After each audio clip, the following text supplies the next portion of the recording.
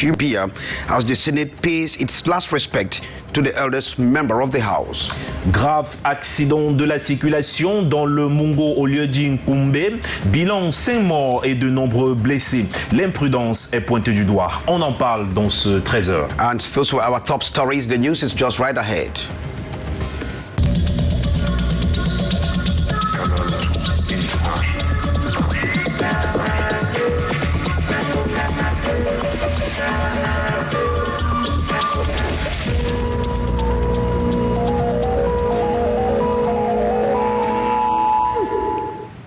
Welcome to join me, Kejang Henry, Atembe, and Junior Hussein. You can get us on our social media platforms, Facebook and on YouTube. Junior Hussein, we are moving to the Mungo division, yet another accident.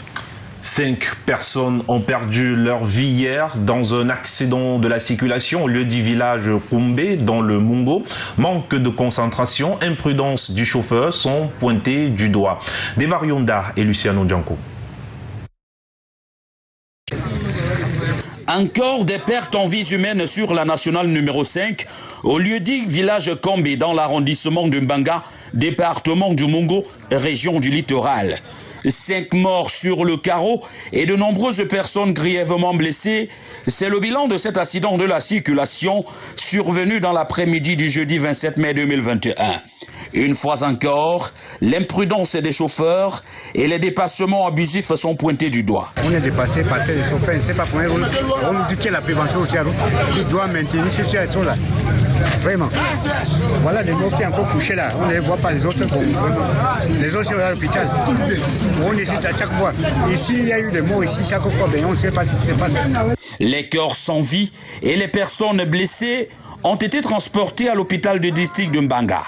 La circulation qui a été interrompue n'a pu être réétablie qu'après plus de 2 heures de temps grâce à la descente sur les lieux de l'autorité locale.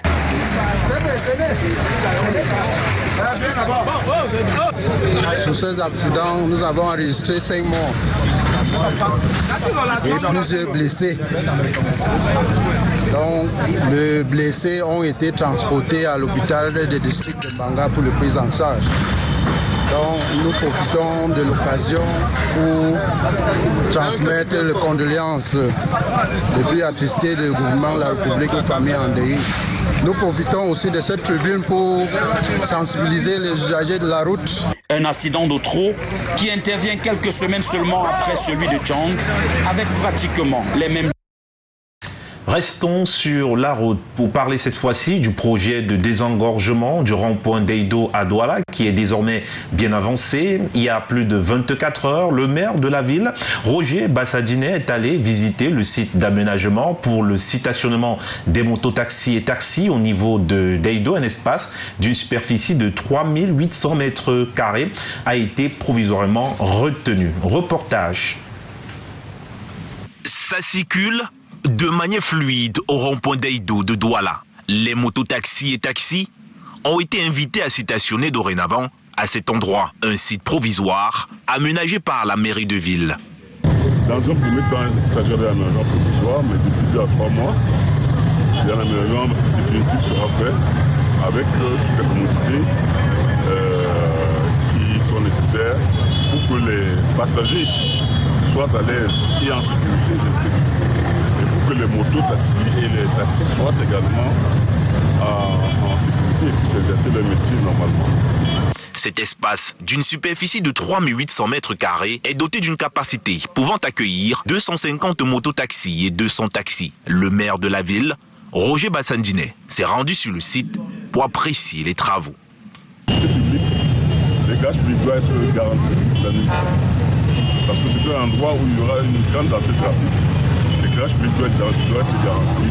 Et nous verrons aussi à ce qu'il y ait des agents de sécurité qui soient là pour rassurer tous les opérateurs ici et tous les clients qui viennent ici. Près de 2 semaines, le processus d'évacuation du rond-point d'Eido à Douala est en cours. Trouver donc un site de recasement pour les mototaxis et taxis est un impératif pour éviter toute tension future. Et dans la suite de l'actualité, Victor Moukete, en route pour l'éternité, le doyen d'âge du Sénat a reçu hier les hommages des élus de la nation. Le chef de l'État s'est fait représenter par le ministre de l'administration territoriale, Delphine Fonkou-Téné et Serge Alain Ziebou. La nation est reconnaissante envers cette figure marquante de la réunification du Cameroun. Victor Moukete est fait grand cordon du mérite camerounais. We raise you posthumously to the rank of the grand cordon of the Cameroon Order of Merit. Une décoration qui récompense ses nombreux efforts, sa détermination à transformer le Cameroun qu'il a tant aimé. Travailleur acharné, le doyen d'âge du Sénat parti des suites de maladie le 10 avril dernier reçoit ce jeudi les hommages de ses collègues parlementaires. Le chef de l'État est représenté par le ministre de l'administration territoriale, Paul Atangandji. Le sénateur Victor Moukete, 103 ans, s'en va laissant derrière lui plusieurs combats dont il en était un acteur principal. Il s'agit de la promotion du bilinguisme et du multiculturalisme, de la lutte contre la corruption, la protection des minorités, la promotion des librairies publiques et de la lecture. Élus de la nation, membres du corps diplomatique, amis, entre autres, sont venus célébrer la mémoire de celui qui était jusqu'en 2020 chef supérieur Bafo dans la Mémé région du Sud-Est avant de céder son fauteuil à son fils Ekokofor Moukete. À la suite de ces hommages au palais des congrès de Yaoundé, la dépouille de ce père de 7 enfants est conduite à l'église presbytérienne du Cameroun, paroisse de Bastos, pour la bénédiction. Chief Moukete a marqué la sphère politique et économique du Cameroun, et même au-delà. Il laisse aux générations futures un livre, l'Odyssée, Histoire de la réunification du Cameroun.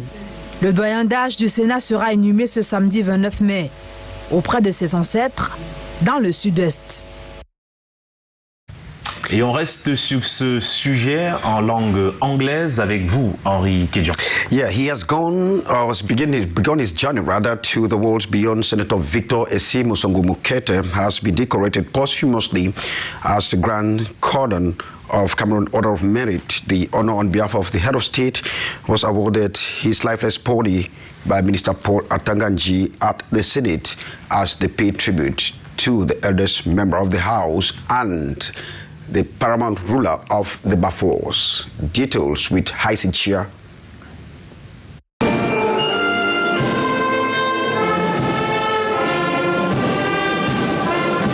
Final journey for Senator Emeritus Mfon Victor Moukete, noted for always entering here in his chieftaincy regalia and a walking stick. But today he enters the Senate in a coffin, and for the last time. Members of the upper house of parliament, with a heavy heart, pay last tribute to their eldest colleague. The President of the Republic is represented by the Minister of Territorial Administration, Paul Atangandji, who, on behalf of the head of state, decorated the deceased with a national medal. Senator Emeritus von Victor Moukete, on behalf of the head of state and by virtue of the powers conferred on us, we raise you posthumously to the rank of the Grand Cordon of the Cameroon Order of Merit. From the Senate, the mortal remains of the 103-year-old were taken to the Presbyterian Church Bastos for a solemn funeral mass. Family members, national authorities, traditional rulers, colleagues, and the entire congregation in prayers for the peaceful repose of the departed soul.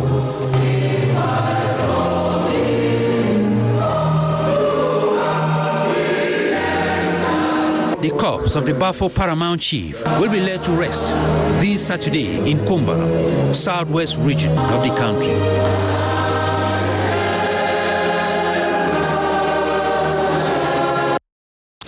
Long live the king.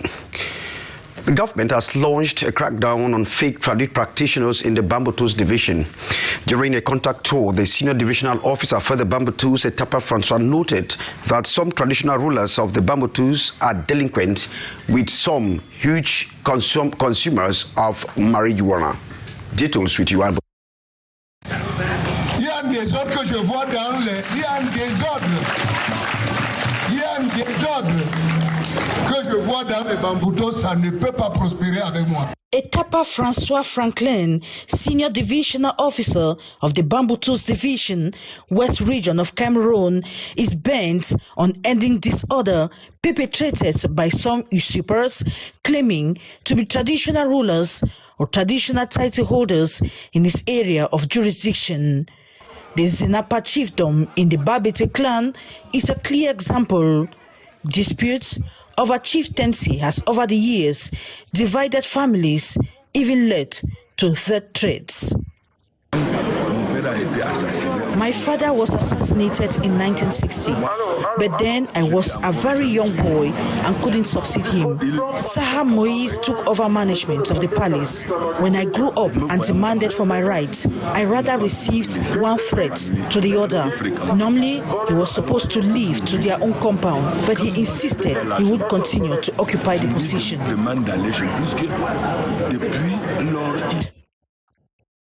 During a contact tour of the senior divisional officer, he revealed that more than 100 traditional third-degree chiefs in the Bamboutos are in irregular situations, saying ever since the decree to pay third-degree chiefs was signed, most of these usurpers who were not customarily designated have been bribing their way through to obtain documents.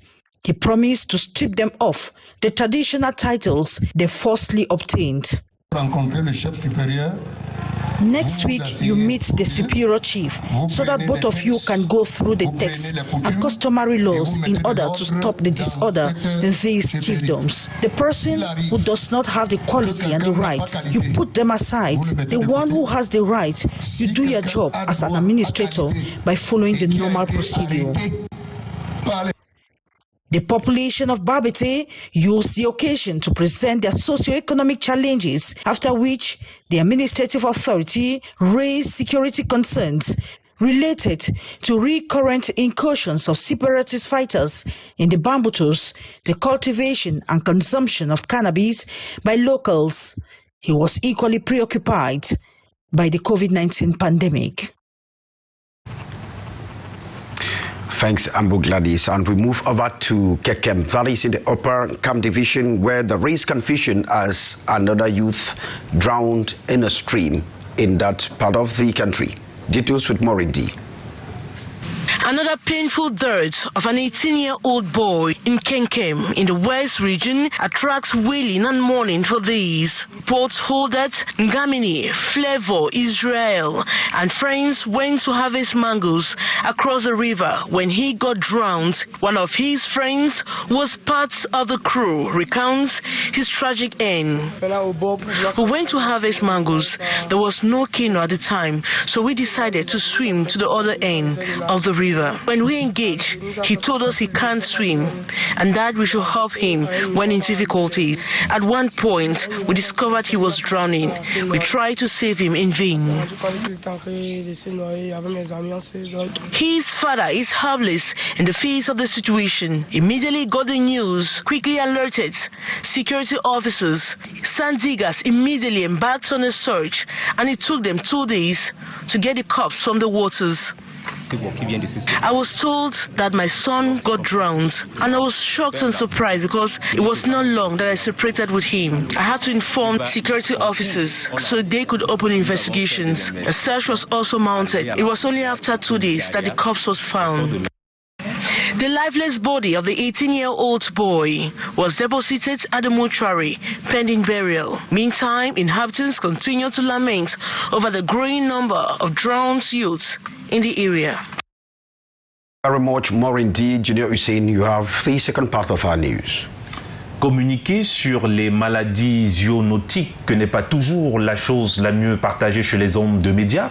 Des journalistes et communicateurs de la santé suivent depuis hier matin une formation sur les risques et engagements communautaires. Le but est de mettre sur pied une plateforme de dialogue. Les précisions avec Alain Gislin-Tanga et Stéphane Bina. Il existe très souvent des conflits entre les journalistes et les communicateurs de santé. Les maladies zoonotiques font partie des points de discorde. C'est le prétexte de cette rencontre tenue à Douala dont le but est de trouver ensemble les bonnes formules de messages véhiculés en contexte de crise. Cet atelier tombe à point nommé pour nous qui avons souvent besoin de communiquer pour sensibiliser les populations par rapport aux risques qu'elles encourent et aux attitudes à adopter pour se prévenir contre ces maladies-là. La maîtrise des canons de la communication en temps de crise et la bonne approche pour réussir à toucher le public et les communautés à risque sont les principaux modules de cette formation. La plateforme qui sera mise en place au sortir de cet atelier puisse véritablement être implémentée au niveau local, à tel enseigne que nous qui sommes sur le terrain, nous qui sommes auprès de la population, auprès de la communauté, puissions disposer des informations nécessaires qui puissent nous permettre de communiquer l'information la bonne. Des multiples attentes énoncées au cours de cet atelier organisé par le Programme national de prévention et de lutte contre les zoonoses émergentes et réémergentes. On pensait l'atelier de formation des professionnels des médias et des communicateurs en santé publique sur la communication sur les risques et l'engagement communautaire afin de renforcer les capacités de ces acteurs en matière de communication sur les risques, notamment créer une plateforme de dialogue entre ces différents secteurs qui souvent se retrouvent au premier plan lorsque nous avons une situation d'urgence à gérer. Parmi les maladies transmises par les animaux à l'homme que cette structure gère, le Covid-19 et la variole de singe bien avant. Et toujours en santé, un grand stock de kits anti-Covid-19 vient d'être distribué à plusieurs établissements scolaires publics et privés dans la région du Sud. Le ministère des enseignements secondaires veut combattre sans relâche cette pandémie qu'est le coronavirus. Ambroise Foguet, précision. Des examens de fin d'année sans Covid-19, une préoccupation majeure à la délégation régionale du Sud ou des responsables des enseignements secondaires venus de l'océan, du Djaïlobo, de la vallée du Ntem et de l'Anvila accueillent l'appui du ministre Nalova Lyonga. Vous savez que recevoir le matériel de lutte contre le Covid à la veille de la phase écrite des examens, ça nous rassure d'abord. Et ça viendra renforcer les mesures barrières quotidiennes déjà prises au niveau des établissements. Le ministère des enseignements secondaires vient de doter les élèves et enseignants du secondaire, publics et privés de la région, de kits pour faire face au Covid-19. Nous le leur avons dit fermement, nous tenons à ce que tout ce qu'ils ont reçu soit utilisé pour lutter contre le Covid en milieu scolaire. Il ne serait pas bien séant de retrouver ces pulvérisateurs dans les cacaoyères, par exemple. Grand stock constitué de 364 cartons de savon, de 1530 kg d'hypochlorite de calcium, de 120 pulvérisateurs, de 28 000 cache-nez et de 50 cubiténaires de 5 mètres cubes chacun. Tous ces savons et autres seront redistribués dans les établissements scolaires. Chaque établissement scolaire de la région du Sud recevra une bonne part de ces dons. Les 234 établissements scolaires de la région du Sud iront sereinement aux examens de fin d'année. Autre sujet dans ce trésor, des magistrats du parquet et des officiers de police judiciaire recadrés par le procureur général près la cour d'appel de l'Adamawa. C'était au cours d'une séance de travail qui vient de s'achever à Garoundéré. Eringele pour les détails. De l'avis du procureur général près la cour d'appel de l'Adamawa, la police judiciaire n'est pas agonisante dans la région, mais la situation n'est pas aussi reluisante au vu des errements et égarements constatés. Les officiers de police judiciaire ne donnent pas toujours suite aux instructions du parquet et les mandats de justice transmis pour exécution sont dans les tiroirs car ils ne sont pas simplement transformés en fonds de commerce. Selon Christian Dangadogwa, il faut lutter contre les lenteurs judiciaires, tout comme les rapports discourtois entre officiers de police judiciaire et procureur de la République au juge d'instruction. Tous s'accordent en plus des libertés non prévues. Les magistrats du parquet et les magistrats du siège s'illustrent parfois par des décisions légères ou complaisantes de remise en liberté de certains suspects ou prévenus qui ont commis les faits d'une gravité particulière. Face à face, Ces acteurs de la chaîne judiciaire ont fait un diagnostic sans complaisance de leur activité, en présence du président de la Cour d'appel, dans le cadre d'une séance de travail qui vient de s'achever à Ngaoundéré. Les pierres, on peut se les jeter, mais la finalité, c'est la bonne administration de la justice camerounaise. Améliorer le climat de confiance qui doit toujours régner entre les officiers de police judiciaire et les magistrats du parquet. La soixantaine de participants a été sensibilisée sur l'entrée en fonctionnement de la commission d'indemnisation des personnes victimes des gardes à vue et de détention provisoire abusive au Cameroun. Des actions récursoires peuvent désormais être menées à l'encontre de tout agent compromis. Et on poursuit ce journal avec ce partenariat de la paix signé entre deux fils du Cameroun, Henri Kedjan. And the Heritage Institute for Peace and Development Studies and the Nico Halle Law Firm have penned their signatures on a memorandum of understanding towards sustainable peace. Professor Willibrod Zengwa and Barrister Nico Halle penned their signatures on the document on May 27, 2021. Details in the following report. Heritage Institute for Peace and Development Studies and the Nico Halle Law Firm have penned their signatures on a document which will guide them as partners in peace building. Professor Willibrod Zengwa of the Heritage Institute and Nico Halle of the Nico Halle Law Firm concluded a memorandum of understanding on May 27, 2021 in Douala. Engaged in a higher institution which is dealing with peace and development studies, and we've had call him a gentleman with over 130 international awards on peace building, reconciliation and all of that. So it is just a wonderful opportunity for our institution to be able to partner with this exemplar of a human being, so that we can actually work together and build minds. We can reconstruct minds in order to move humanity forward. I think that is the essence, the first of its kind. Rendering services to humanity and good governance is of paramount importance to both parties who have the same vision towards global and sustainable peace. Peace is the most precious asset all over the world. You can have all the resources, you can have all the billions, you can have all the learnedness, all the degrees, all the PhDs, all the professorship. If you don't have peace, you have nothing. I'm partnering with my brother because two heads are better than one. So that each time we have a project, we discuss, we analyze, and see how workable it is and sustainable. Once we get together and chart a better way forward, it is good for our entities, it's good for the society, it's good for the nation.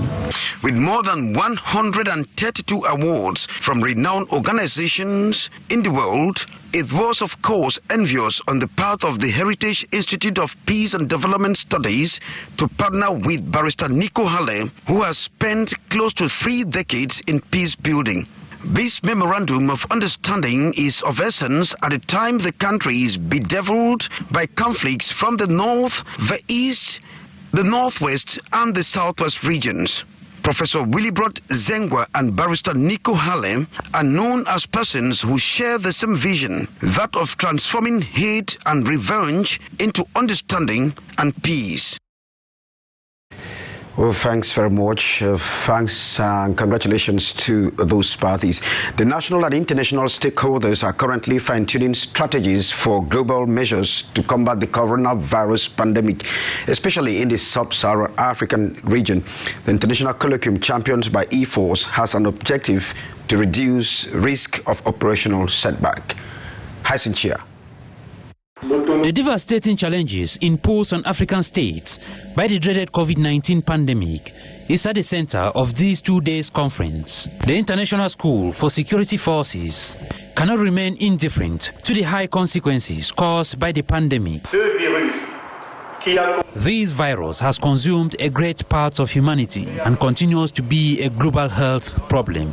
Lives have been lost, borders closed, economic activities grounded, and social interactions hampered.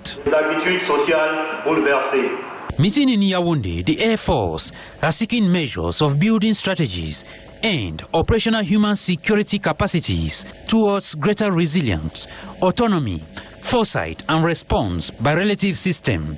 The need for countries to join forces against the common enemy. La pandémie à COVID-19 nous rappelle que nous... The pandemic came to remind us that we live in an interconnected world.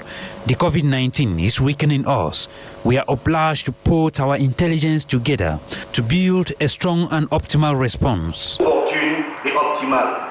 Aside the forces of law and order, the international conference equally brought together different stakeholders like civil administrators, church and local authorities in a bid to boost endogenous efforts towards combating the pandemic. The initiative is highly supported by the Japanese government with technical support from the United Nations Development Programme. Thanks, Hyacinth Chair, Junior Hussein. Yes. Over to you. Ok.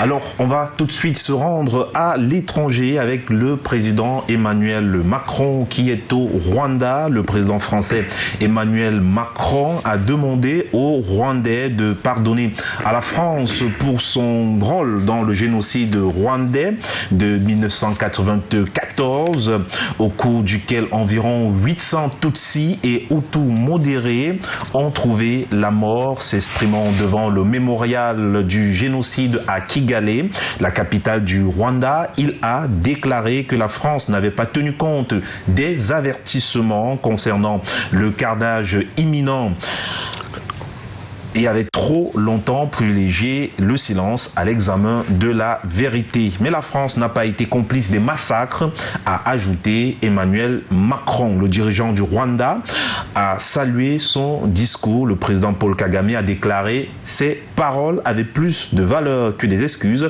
Ils étaient la vérité. » Il l'a qualifié d'acte d'un immense courage. Je vous propose d'écouter tout de suite Emmanuel Macron.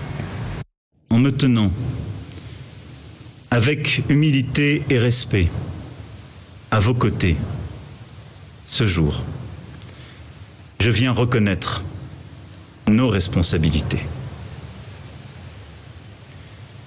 C'est ainsi poursuivre l'œuvre de connaissance et de vérité que seule permet la rigueur du travail, de la recherche et des historiens. Et nous le poursuivrons encore. Et je tiens à préciser que le président français Emmanuel Macron est en visite ce jour en Afrique du Sud. La question de l'accès aux vaccins sera au cœur de ce déplacement. Ce vendredi justement, le pays a vacciné seulement 1% de sa population et réclame une légère levée des brevets pour produire des sérums. Henri Kedjan, c'est ici que se referme le 13h sur Canal 2 International. In which you got information that His Royal Majesty Von V.E. Mukete will join his ancestors tomorrow after he was posthumously decorated by the President of the Republic as Grand Cordon of the National Order of Merit. Thanks for having been there. Happy weekend to all of you.